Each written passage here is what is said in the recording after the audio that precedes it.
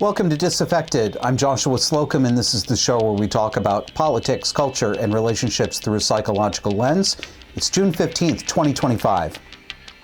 You've probably been watching what's going on in Los Angeles. Mexican foreign nationals, legal residents, and insane leftist Americans have turned downtown LA into a war zone this week because immigration cops are cracking down on illegal aliens, and the illegal aliens and leftoid Americans don't like it. Thousands of people are out in the street waving Mexican flags, taunting cops, launching fireworks at cops and civilians, and starting brush fires while they try to take over sections of the city. It looks a lot like the Black Lives Matter riots of 2020, except you're hearing mostly Spanish instead of Ebonics this year. And this time, the feds are not playing around. Trump sent in the National Guard over the protest of California's own governor, Gavin Newsom. And federal officials have made it clear that raids on illegal immigrants are going to continue. No, the protests and the riots are not going to stop that happening. They're going to do it more. Anyone, including elected officials, according to the feds, is going to be arrested if they interfere with law enforcement. You like to see it. Now, as I was putting this together, Trump started saying insane things about exempting hotel and farm workers, illegal alien farm workers, from deportations because our beautiful farmers and wonderful hotel people say they don't want that to happen. So perhaps he's lost his ever-loving mind, too, in the middle of this. We'll come back and see next week. But let me show you a little bit of what's going on. Here's some footage of a scene on a highway in California with a white bus. It's a law enforcement bus, and a bunch of the rioters are trying to stop that bus from moving by standing in front of it and pushing on it. We'll roll that, please. Area of Alondra, near where that Home Depot is, where all of this started this morning. So I'm under the impression right now that either this bus is for those agents, the Border Patrol, or it's to make arrests. Oh, looks like the bus is moving even though protesters are trying to stop it from moving.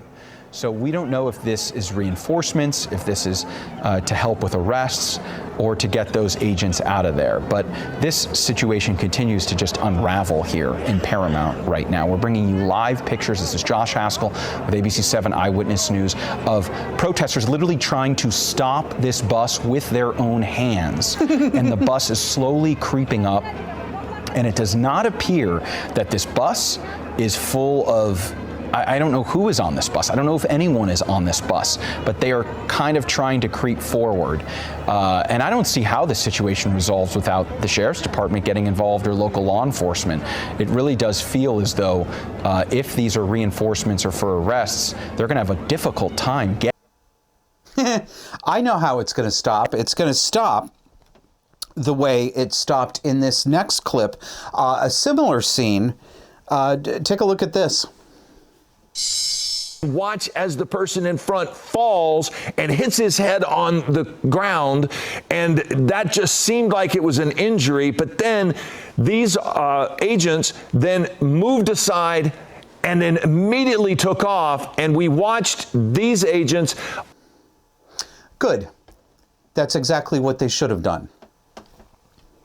You don't sit around and wait for people to attack your car and rip you out of it. This guy did it to himself. You may not hold the rest of the world hostage to your political project. This is like the Hamas fighters who put soldiers deliberately into hospitals and areas with children to stop the Israeli military from being able to defend itself, because then they'd be called baby killers. This is the same bullshit. Now, go ahead and leave chicken head comments under this video about how I'm a captive Jew lover Zionist who loves psychopathic Israel and does everything the greedy Jews tell me to do. There's some of you that leave one almost every week. Come on.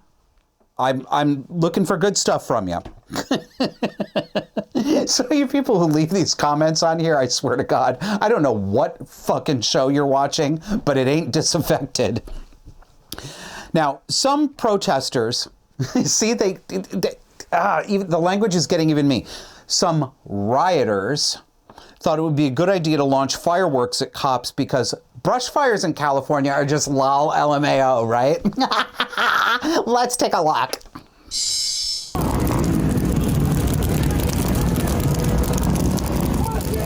Now, I think this guy, wait, is it?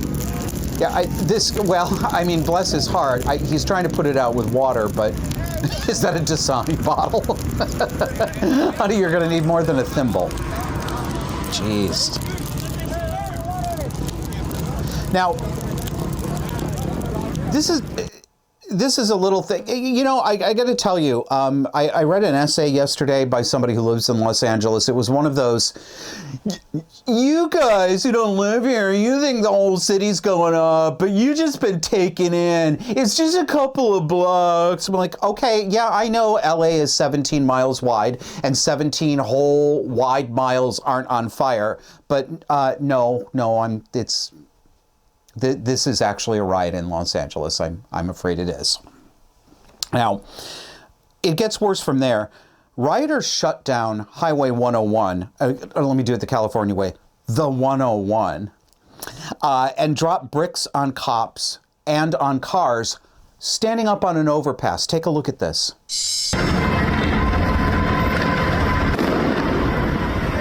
Look at all that debris on the ground they've already thrown down.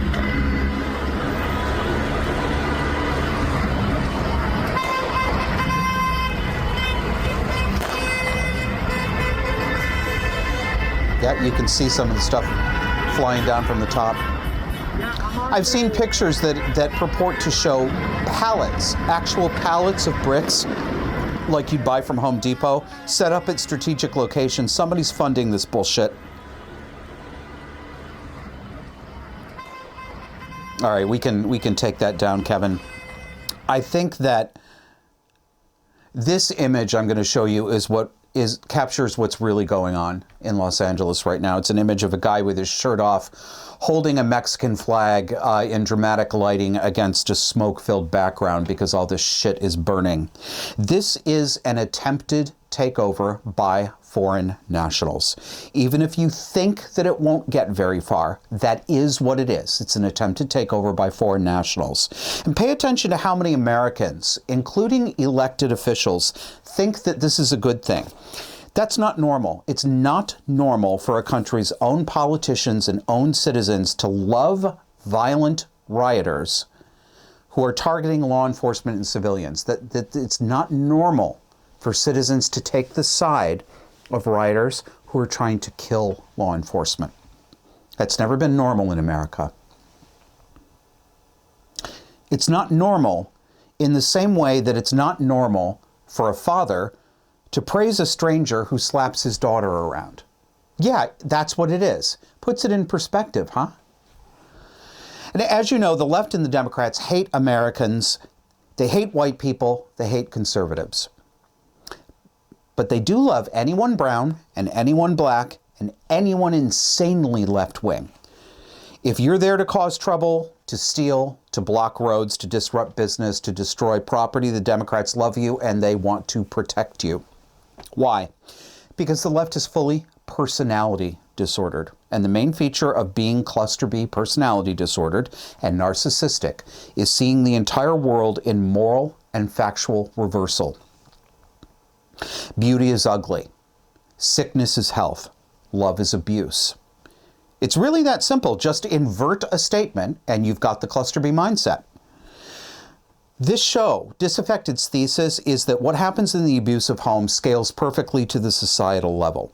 As a child, I was under the wardenship of a mother with borderline and narcissistic personality disorders. Now, all of us who live in the United States and in the West more generally are living in a nationwide version of my childhood home.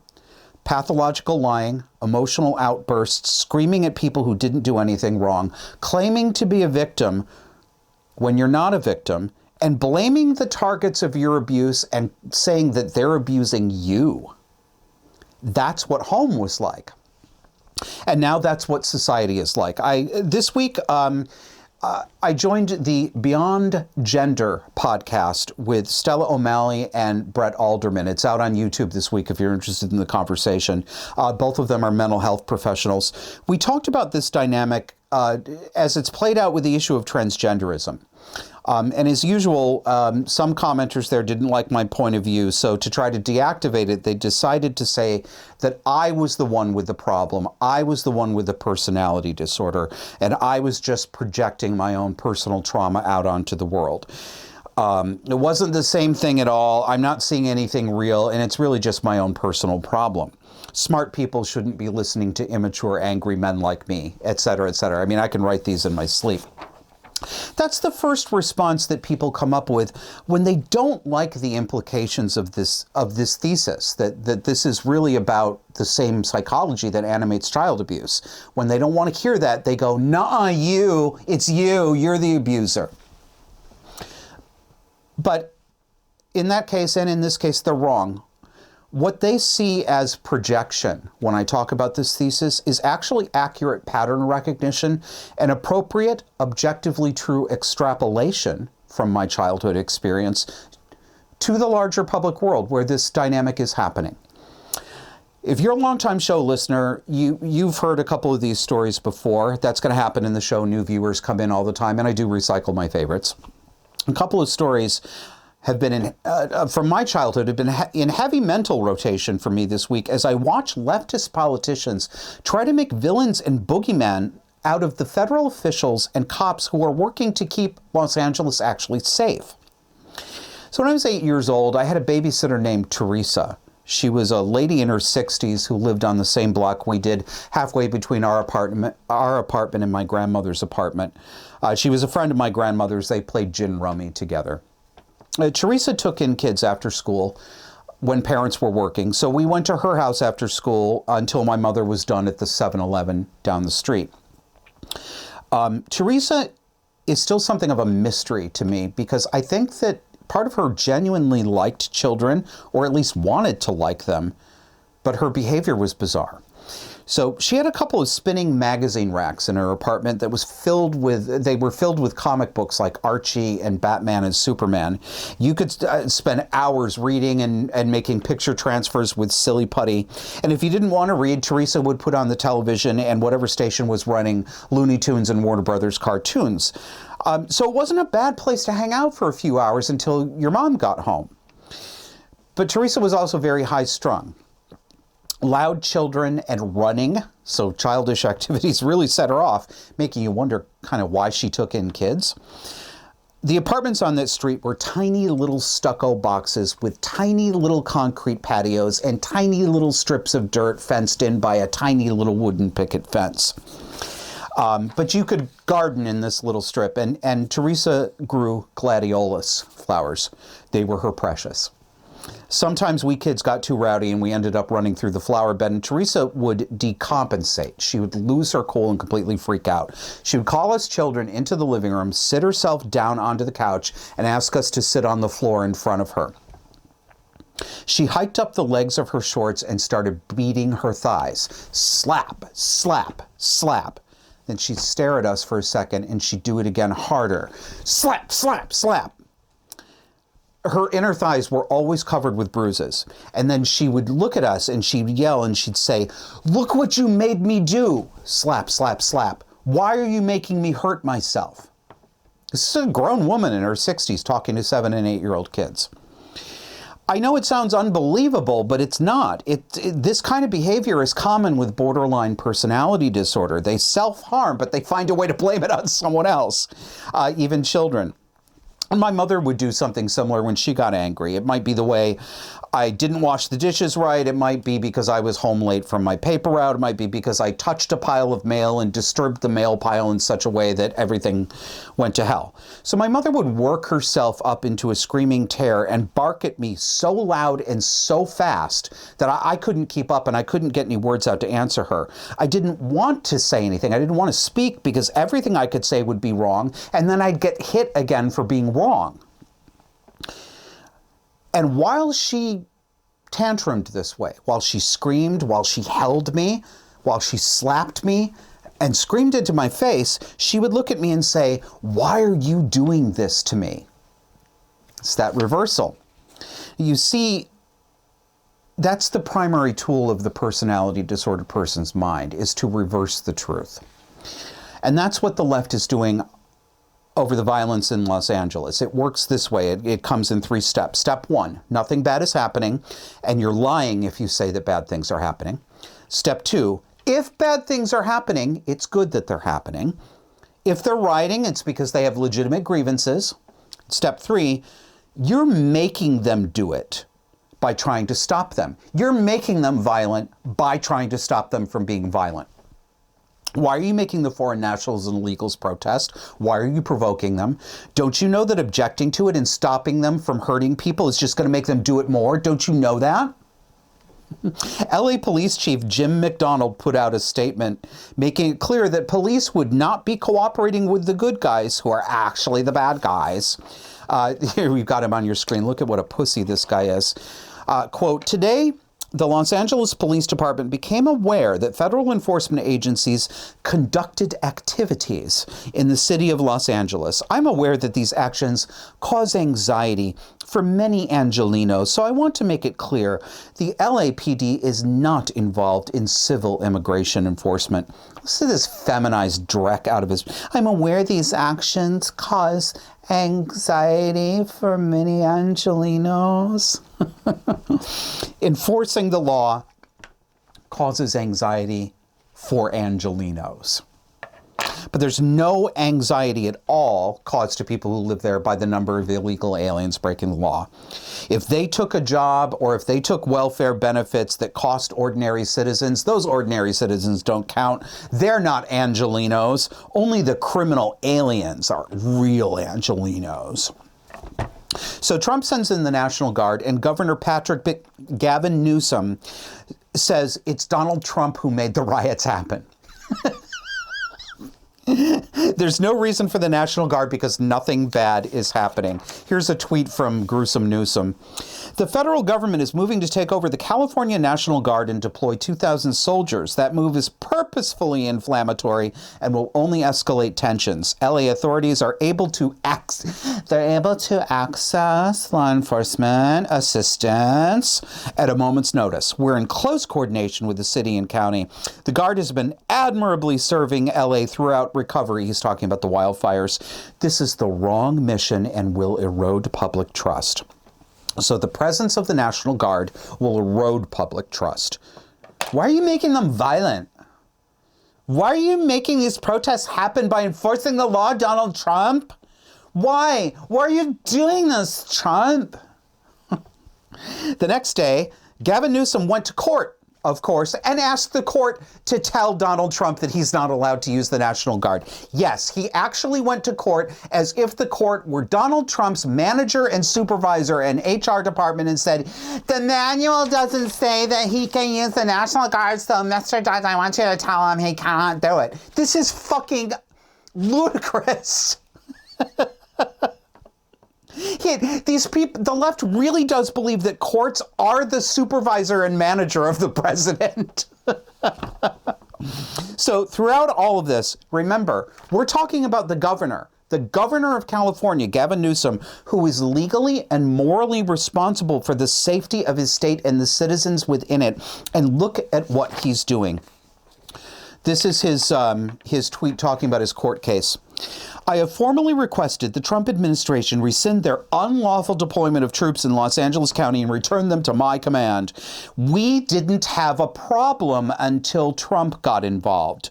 This is a serious breach of state sovereignty, inflaming tensions while pulling resources from where they're actually needed. Rescind the order. Return control to California. We didn't have a problem until Trump got involved. It was just Trump that made this all happen."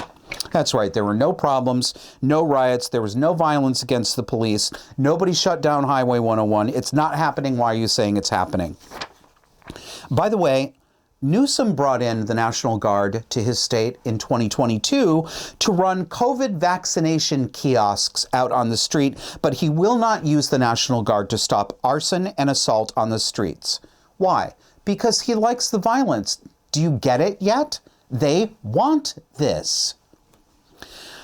Shockingly, the uber-liberal Ninth Circuit Court of Appeals actually threw Newsom's case out. I couldn't believe it. He doesn't get to persuade the courts to make Trump not the commander-in-chief. Sorry. And then there's Maxine Waters. Congresswoman Maxine Waters. She has been a Congress corpse for 34 years in the state of California, and she would also like you to know that nothing is happening in California. And if you think you're seeing violence, you are crazy, and your eyes are lying to you. Let's roll Maxine Waters on that, Kevin. And even those who were out of step with what we are advocating, peaceful protest, did not create any violence. Nobody was shot, nobody was killed. Get it in your head. And so, when martial law is called, what are you going to say? I missed the point. Don't miss the point, you all. Don't think that somehow, because they called out the National Guard, there was violence. There was no violence. I was on the street. I know. And I went from downtown detention back out into the community, talking to people what happened in Paramount, what happened in Compton, what happened in Inglewood. So, first of all, get it straight. And don't just rely on what you're being told or the few incidents that you saw. Yeah, don't rely on what you're being told, and don't rely on those few incidents that you saw. Those few incidents. Well, that didn't work for long, so Auntie Maxine took it up a notch. She went out and taunted the National Guard. Listen to this. Yeah, what are you going to do? You going to shoot some kid who's afraid of you and run? You going to shoot an elected? You better shoot some kids. If you shoot me, you better shoot straight. I don't know why you're in my city. You did. The governor was not contacted. This is Trump and his outrageous attempt to not only target our sanctuary city, but to frighten us and intimidate us.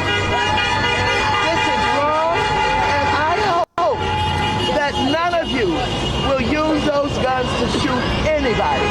There's no reason to shoot anybody. Don't allow them to make your service in a service where you're killing people. Don't do it. Defy them. Don't shoot those guns for anything. Thank you. Thank you. Can't she just decompose already?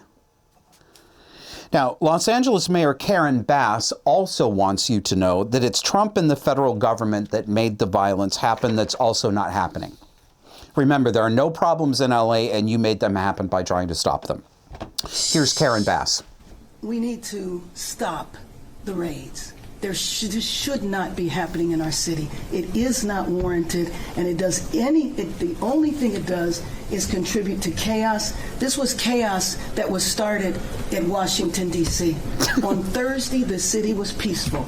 On Friday, it was not because of the intervention of the federal government.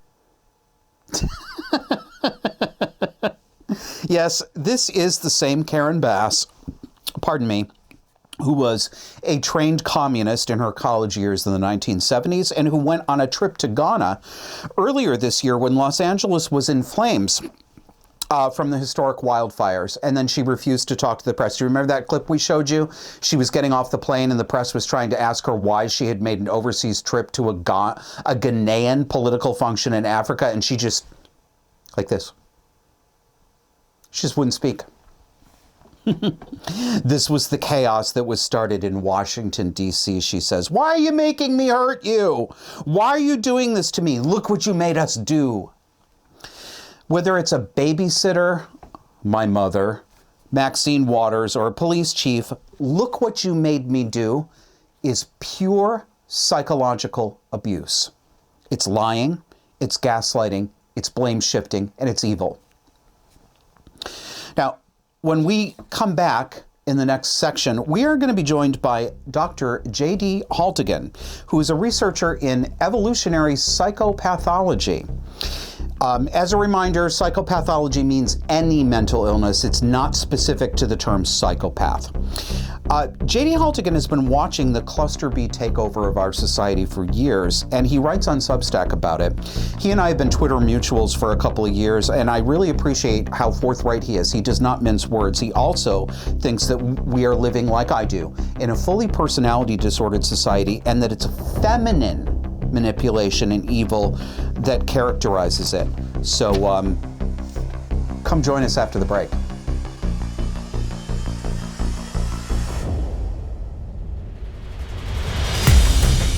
Protesters are trying to stop it from moving. So we don't know if this is reinforcements, if this is to help with arrests, or to get those agents out of there. But this situation continues to just unravel here in Paramount right now. We're bringing you live. Disaffected is now streaming on X. Come with us each Sunday and dare to notice reality. You can find us on X at DisaffectedPod.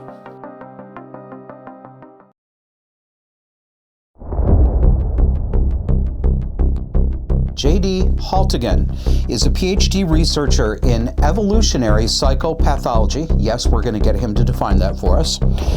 We've been Twitter mutuals for years, and what I really like about JD's approach is that he sees the complete cluster B takeover of society, I think pretty much the way I do. If he has any differences, he'll let us know, but he's constantly talking about the fact that cluster B personality pathology is evident everywhere in public life, but particularly on the left.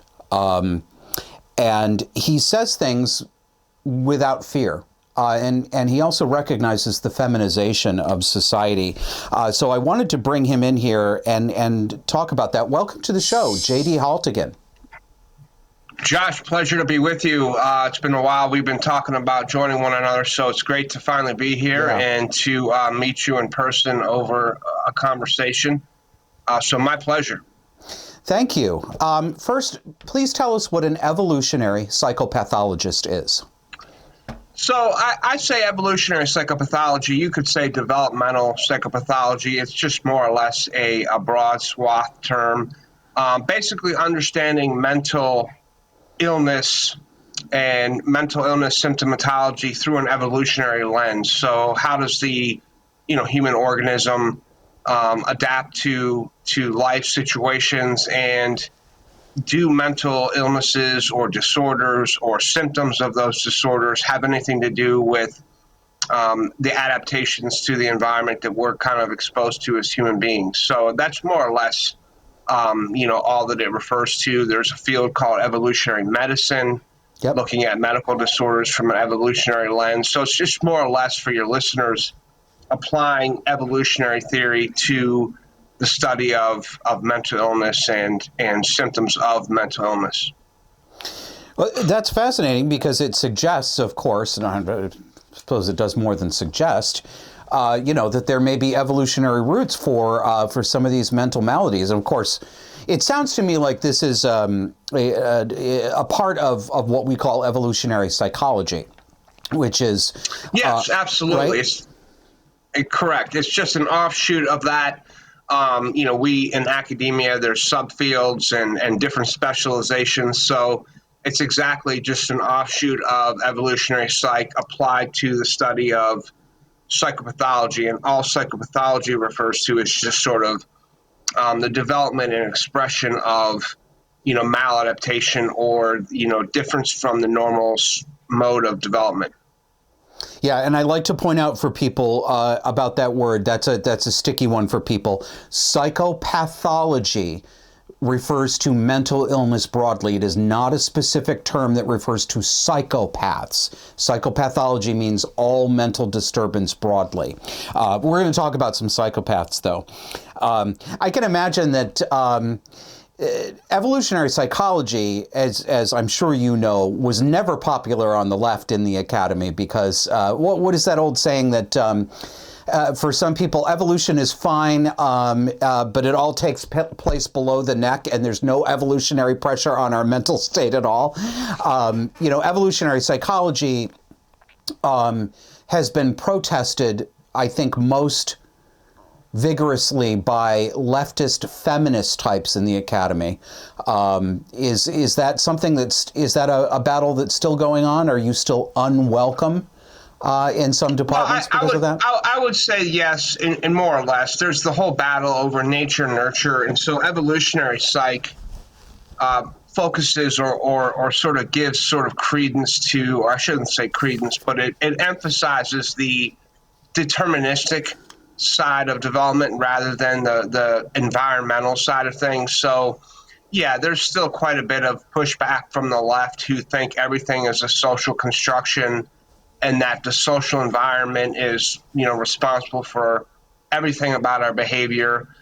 You referred to sort of some of the vigorous protests. I mean, E.O. Wilson, who was a famous sociobiologist, he experienced a lot of that sort of leftist violence. Some of the speeches, he had water thrown on him. But when he introduced social biology, which is more or less understanding human psychological development through a biological lens, he experienced a good deal of that. You have the IQ stuff, which touches on psychopathology as well. And so you have leftists who will push back against that in the academy, that IQ is somehow potentially due in large part to hereditary factors. So that's still there. And you can see it play out as well between academics on Twitter. It's still out in the open. Well, I talked a lot in the first section of this show about what's been going on in Los Angeles, but also not just the riots that are going on, but the reaction of public officials to those riots. And it looks to me, let's set the stage generally first. My audience knows all about Cluster B, so I'm not going to go through the basics with this. Let's reconcile where the two of us are.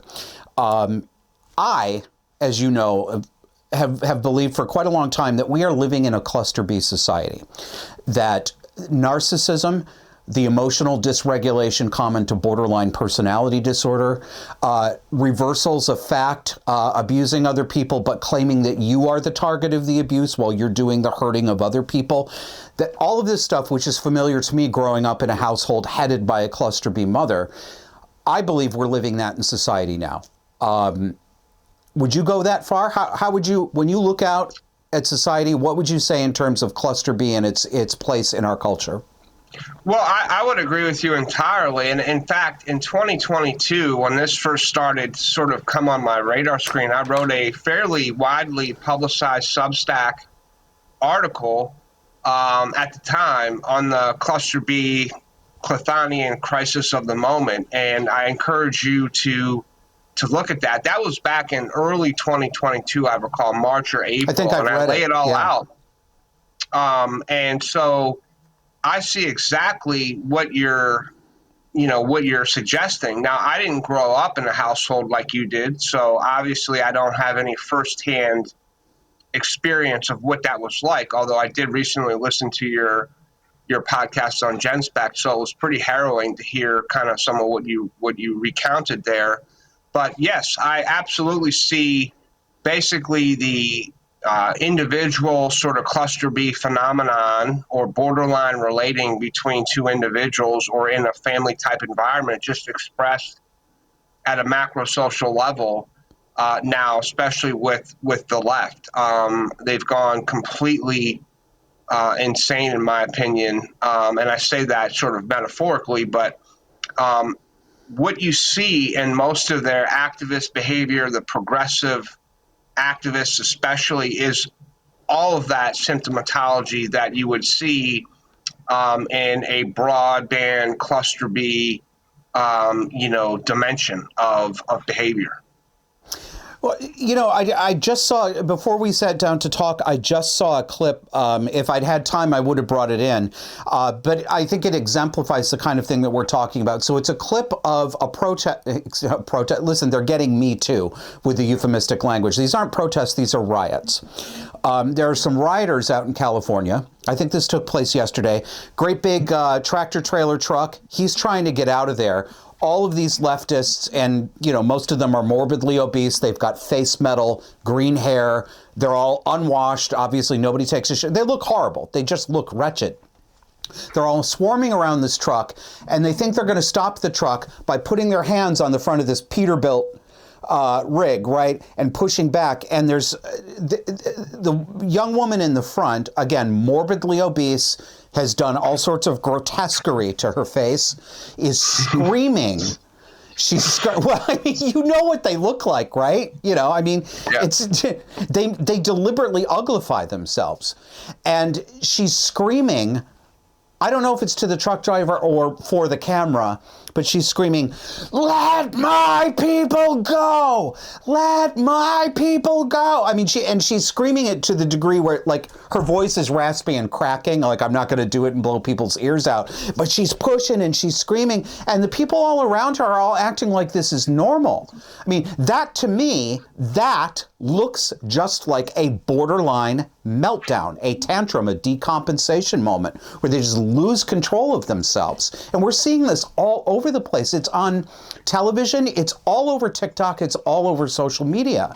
I've never seen anything like this in this quantity and frequency. Yeah, I would agree entirely. I think social media sort of creates a little bit of an interesting amplificatory mechanism, because obviously it brings our attention and focuses our attention on that. So a lot of what you're seeing is performative, and that lends itself well to a social media environment that we're all living in. Yeah. So I think to some degree, the sort of environment we find ourselves in, where we're awash and experiencing all this and seeing it, is just a reflection of this new techno-mediated landscape where we're living in, we get all our information from. So that's part of it.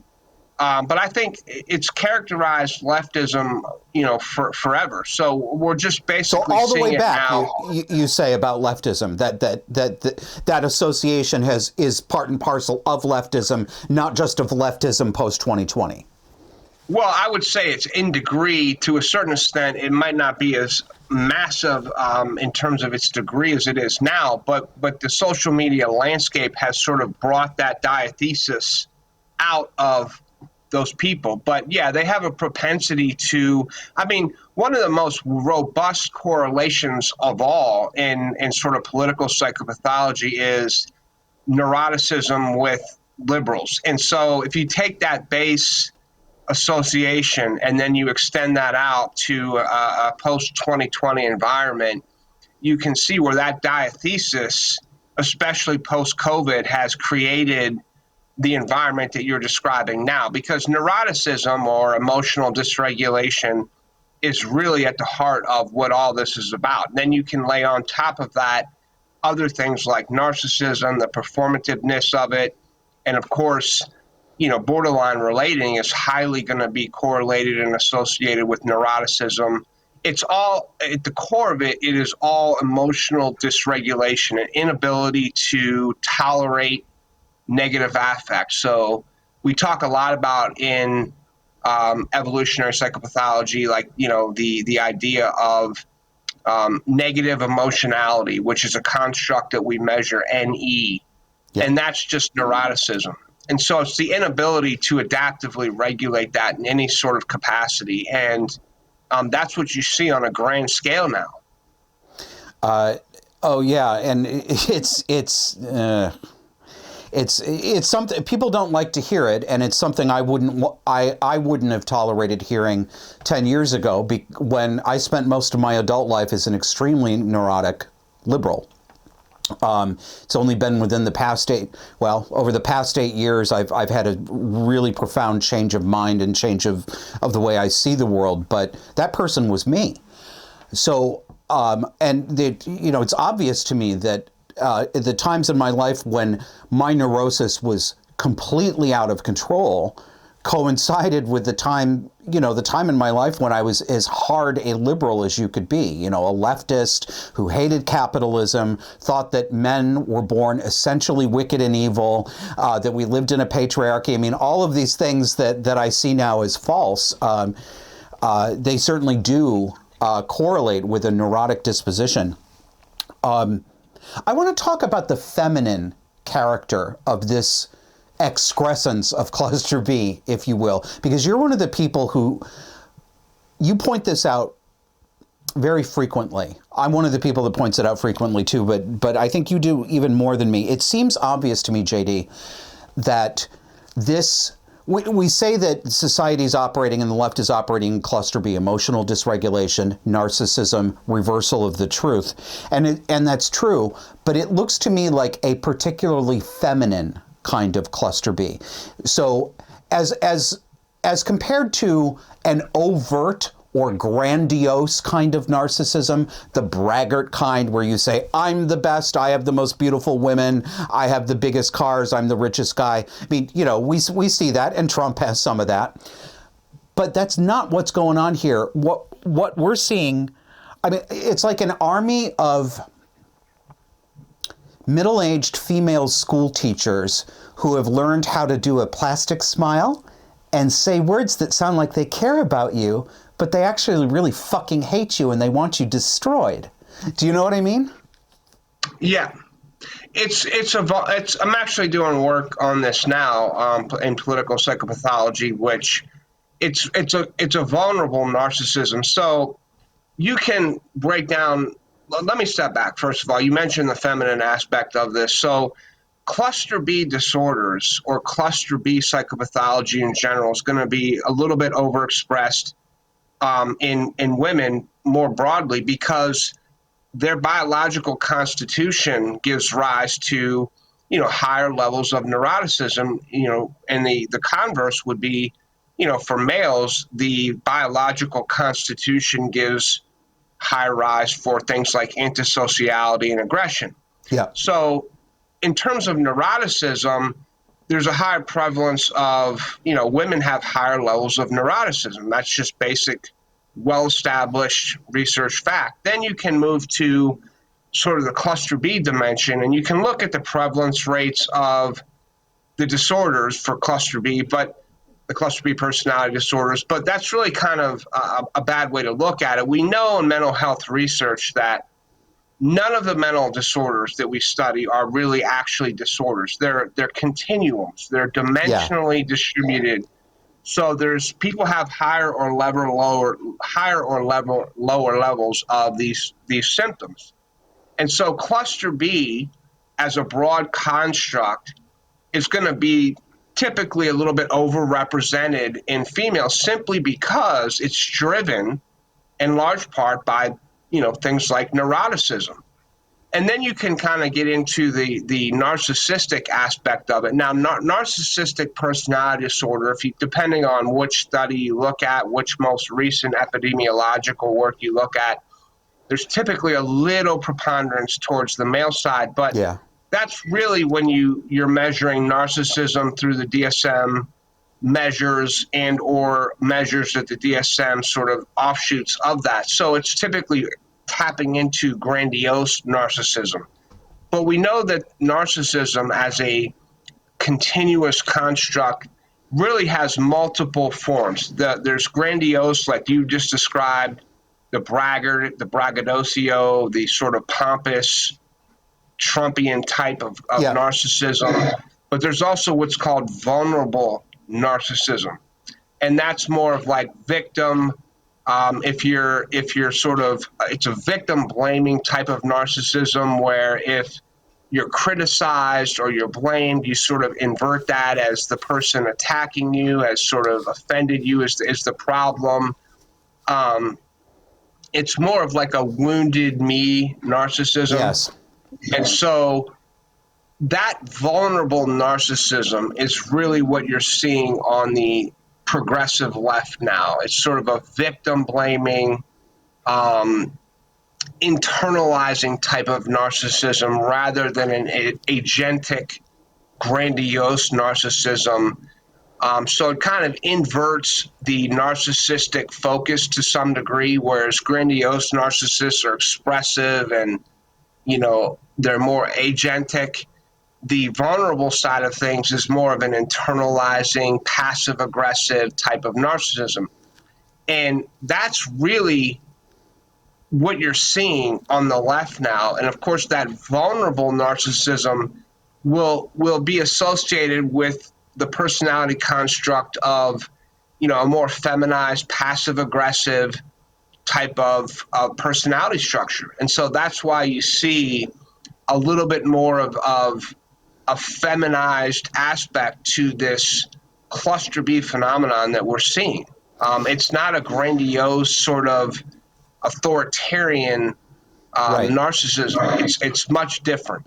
I often call it, I often characterize it as the wounded bird camouflage, where the person who's doing this will try to create a perception for herself, sometimes himself. We're going to look at an example of that, a perception of herself as a small wounded bird or a little child who's defenseless, somebody's being mean to them, right?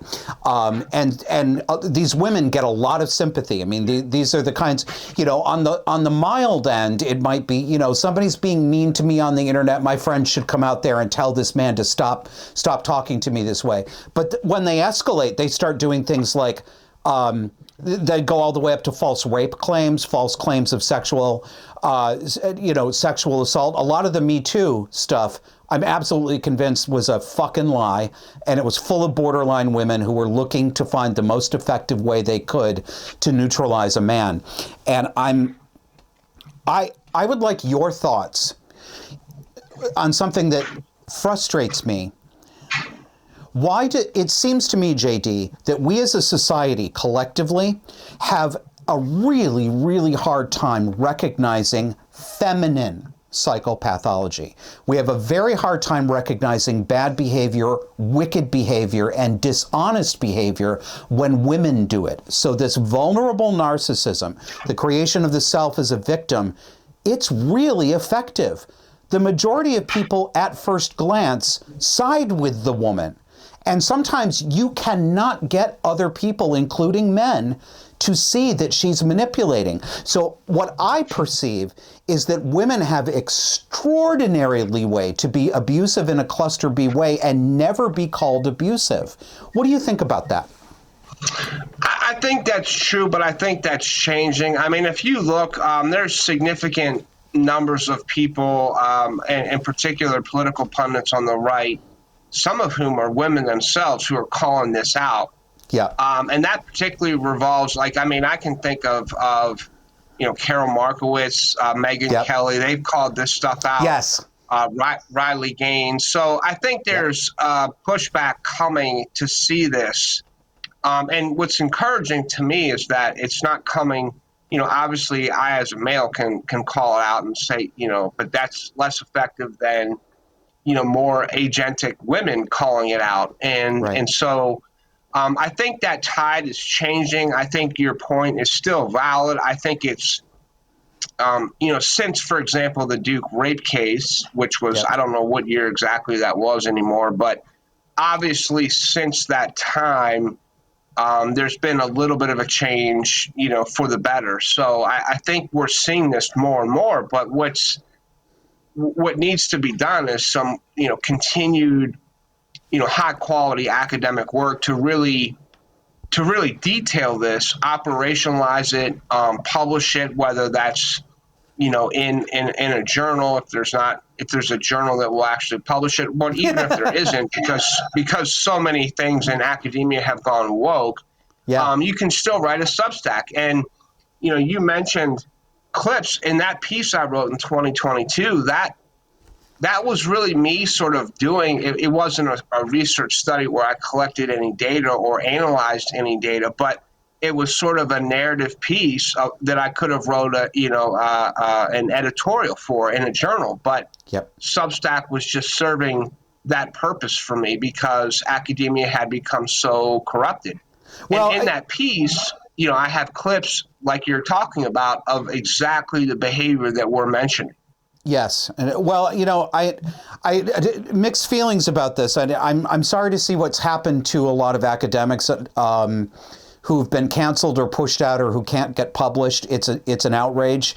On the other hand, I'm really glad people like you, when those sorts of things happen, you're not just taking it and lying down. You're jumping out into the public on Substack and saying, no, we're going to talk about this. So, I don't wish anyone personal problems in their professional career, but, people like you are really important and we need to hear from them. I want to take a look here. I want to show you one example that mixes up the feminine and the masculine and see what you think about this. I saw this yesterday on Twitter. Kevin, do we have the graphic that starts with the words, "Can I respectfully?" It's a picture of two guys hugging. It's one guy hugging another. And it's one of those social media posts where one person is asking the other, "Can I respectfully ask why you go on dates to potentially find someone only for you to end up doing assisted death?" So what's going on here is the man who posted this is apparently telling everybody that he plans to get assisted suicide for his mental health problems, which is horrendous all by itself. The fact that this will even be available, and it will be starting in 2027 to people in Canada. You will be able to get a doctor to help you kill yourself merely for psychiatric, no somatic illness whatsoever. But this guy's putting this out there on social media, and this guy's asking him, why are you trying to date people if you're just going to kill yourself? Here's his response. "Because none of us know when we are going to die, and two things can be true at the same time.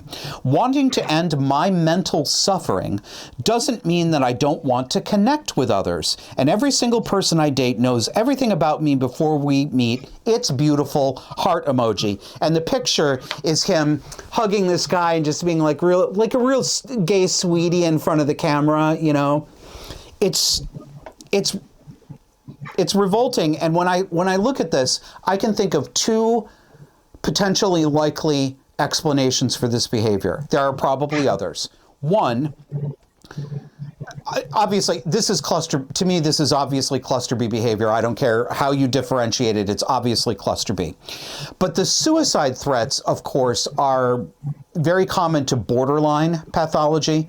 Borderlines often threaten suicide, or they'll say that other people are making them have to kill themselves.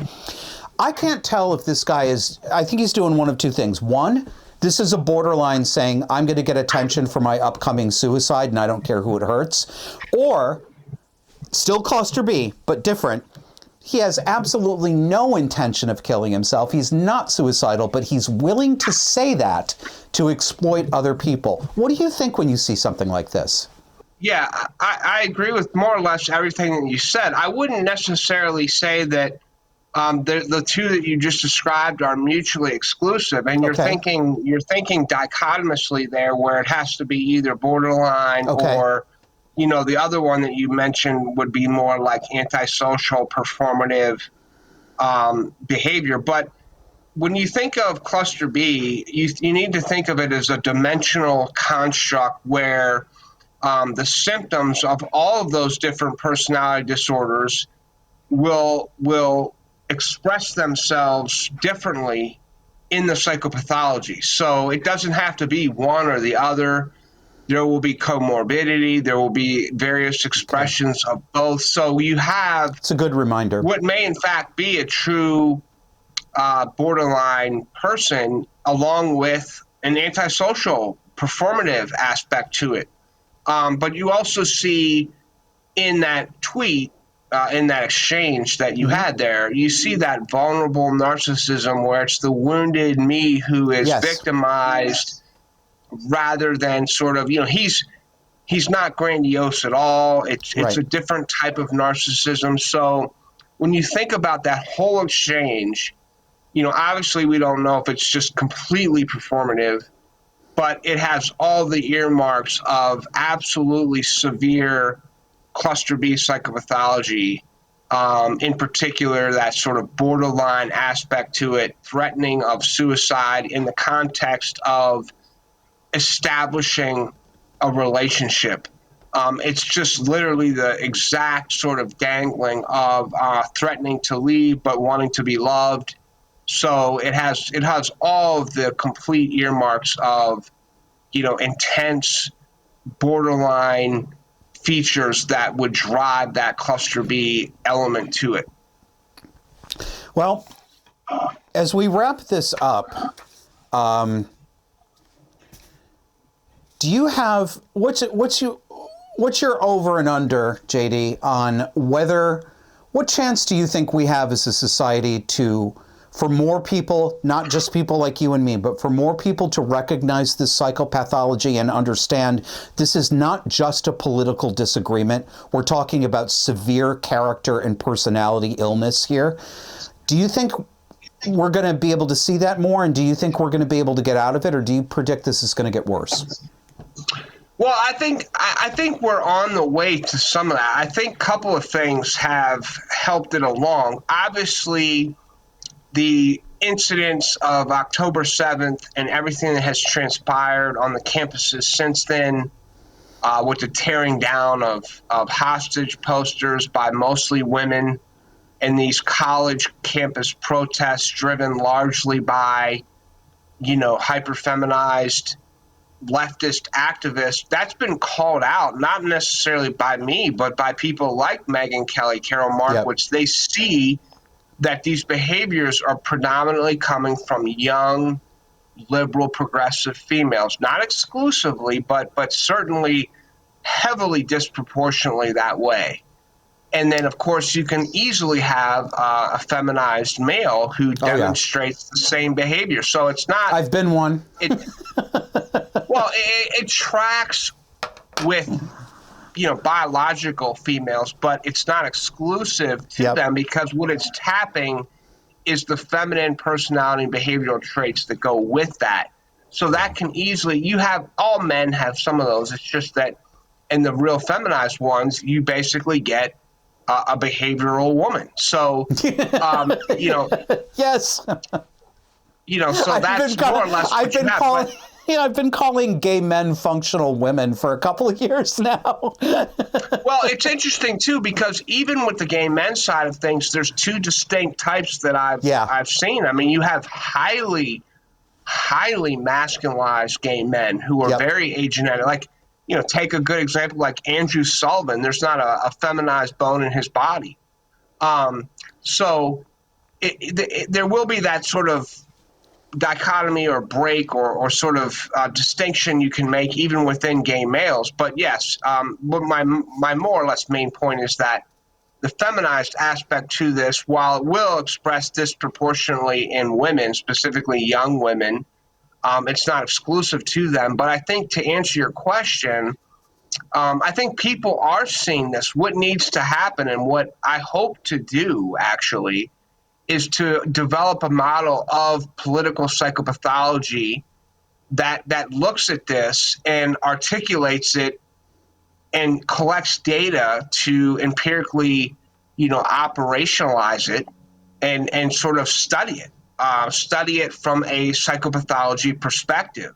So get some raw data and begin to sort of map out exactly what we're seeing. So we have what's called the vulnerable dark triad. Now, we haven't talked about the dark triad traits today, but no, we're gonna have to get you back and get you on audio only too, because there's a lot more to talk about.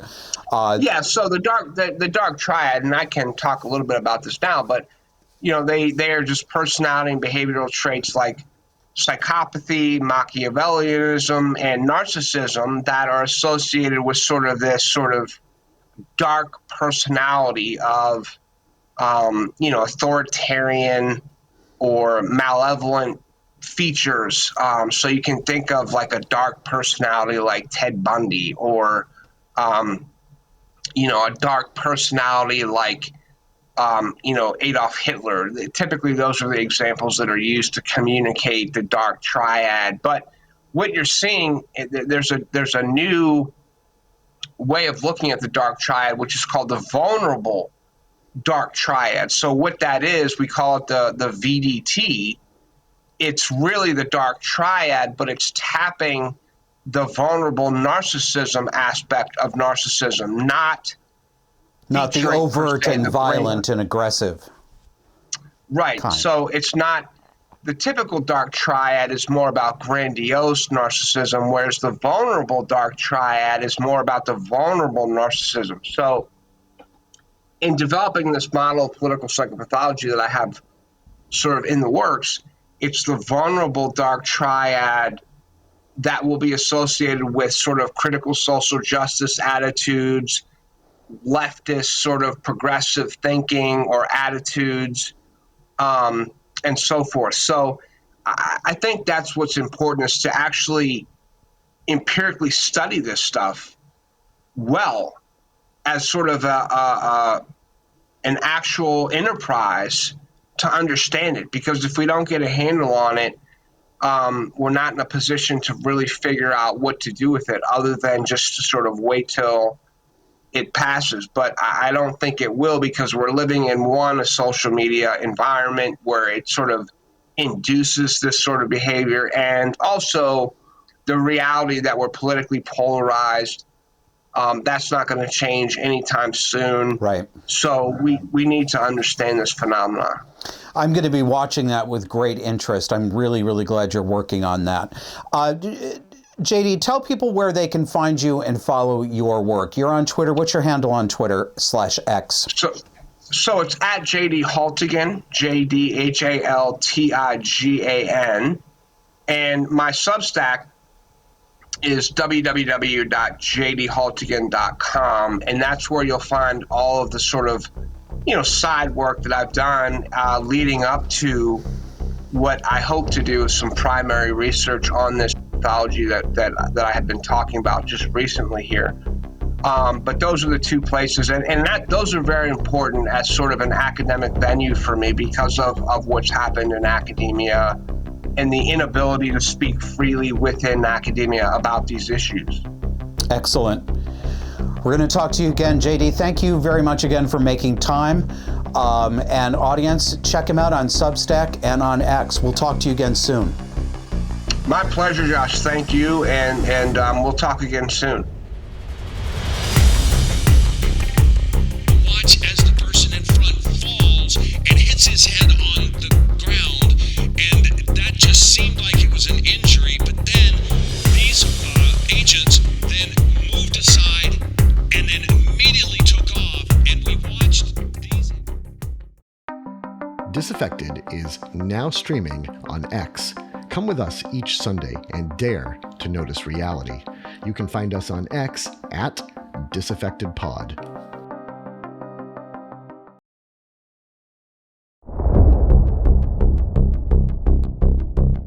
Do you get something on Disaffected you don't get somewhere else? We try to bring that to you. Will you help us make that for you? We'd love to have your support. Sign up as a monthly subscriber at disaffectedpod.substack.com. That's our Substack. Or go over to subscribestar.com/disaffected. And monthly donors get an invitation to our Discord chat room. And they also get invited to our monthly meetups that happen every Saturday, the first Saturday of every month at 12 p.m. So again, disaffectedpod.substack.com or subscribestar.com/disaffected. If you want to just help out with a one-time donation, we love those too. Simply go to disaffected.com and click on Support Us. And don't forget to follow us on social media. On X/Twitter, our handle is at disaffectedpod, and that's where you can see me stirring up a bunch of baloney and losing my mind. That's also where we put our short clips. So follow us at disaffectedpod. And of course, I am available to talk to you if you need somebody to give you an ear for an hour privately over video call or phone call at joshuaslocum.net.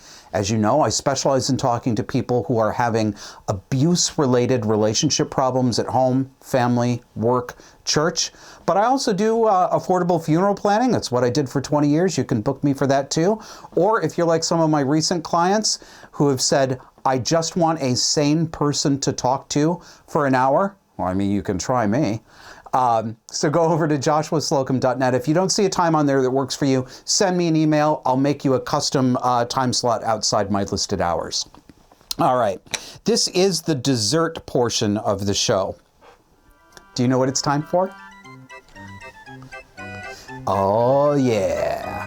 It's time for Potpourri du Moquerie, the portion of the show where we roast the skin off everybody in a really shitty French accent. Allons-y.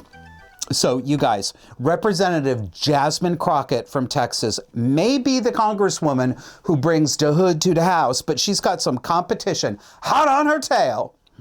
Have you met Representative Stacey Plaskett? Well, yeah, I introduced you to her earlier in the show. She's the delegate from the Virgin Islands, quite ironically, as you'll see. What the hell? Why do the Virgin Islands get any congressional representation? They can't vote. The representative can't vote, but why do they even get to come in there? Anyway, Plaskett is of the black woman school of reclaiming my time, and a woman is speaking. This is how she deals with Treasury Secretary Scott Bessent. Ooh, girl, he made her big mad because he a gay man who talked back to a woman. They supposed to be your pocket pansies. Let's roll that exchange, please. Ma'am, that's incorrect. Excuse me. Let me get something straight with you first here. I've seen you interrupt everyone. When you come to someone's house, you respect their rules. And in this house, we don't interrupt individuals. And you're not going to interrupt my time. I'm going to give you time to respond. You may want to jot down some notes about things that you don't agree with me on so that you can respond to them at that time. But while I'm speaking, as the person holding this time, you will refrain from speaking, sir, until I am done. Until I am done, and then I will give you time to speak, okay? Look forward to the facts. Thank you. Now, that was bitchy as hell for sure, but it was at least vaguely professional and non-vulgar. But when she's clapping back to criticism on Twitter, the tone shifts. This guy, I have no idea who it is, some guy on Twitter, he saw that clip we just played to you, and he had some not nice things to say. So he tweeted, "Do all these twats have their PMS cycle synced? Someone needs to ship a case of My Doll to the Capitol this afternoon." That is so old school. I haven't heard shit like that since like 1983. I think that was the last time a man was allowed to say something like that. Now, you can't expect Stacey Plaskett not to respond to that. I would. I get it. But she took it higher, and then she gave it a good blast. Pow! From her Spice Weasel. I'm going to read her tweet in the correct accent. She wrote, "Excuse you? This twat, cunt, pum-pum, whatever you want to call it, represent an organ that gives life and is resilient, so thanks for the compliment. I can take one interruption, but Bessent was out of control, and I know I look good for my age, but baby, I am postmenopausal, and it still works. Cherry water emoji. Nasty bitch." So, we're staying on Congress, and we're staying with Scott Bessent because he brings all the nasal, obnoxious, incompetent women to the yard. Oh, they hate him. They hate him so much. Actually, though, I think they kind of love him because they get to do stuff like this. This is Representative Linda Sanchez of California, who ought to be on a Smucker's line, assembly line, putting together Uncrustables, but somehow managed to get elected to Congress. In fact, we've already seen that prices are rising on many everyday goods. Congresswoman, please don't interrupt me. The time is mine. The time is mine. Please don't interrupt me. I will ask you questions and I will grant you an opportunity to answer them, but please don't interrupt me during my time. With pleasure. Okay, I know I'm a woman, but please try to limit yourself to answering my questions. No, I'm sorry, but we get talked over all the time, and I don't want that to happen at this hearing. You know what she sounds like? She sounds like Roseanne Connor. She sounds like Roseanne Barr doing her character on the Roseanne Barr show. We get talked over all the time. Because you never shut the fuck up. Have you thought about shutting up? Then you won't get talked over so much. Now, have you noticed something about this June, this first month of summer? Something quiet, maybe? Well, it's Pride Month for the, I wrote it out so I'd get it right, for the LGBTQ plus 2 SSIA. I have no idea what any of that means. But almost nobody's celebrating it this June. Corporate sponsors have pulled out. Companies like IBM and Nike are not pridifying their corporate logos for the first time. And the queers are really feeling abandoned. Sports and wrestling commentator Steve Inman, we're going to let him take us out with this commentary that he gave on Pride Month in his professional capacity. That's the show. Thanks for watching. Ah, yes, it's that time of year again. Gay Pride Month. That's right. And while the 1% goes around shaking their egg roll, dancing like freaks, the remaining people are sitting there thinking, what the f*** is this? Nobody gives a damn about your sexuality. Get over yourself, including this lady in a plot twist who's probably gay, thinking, I'm sick of this shit too.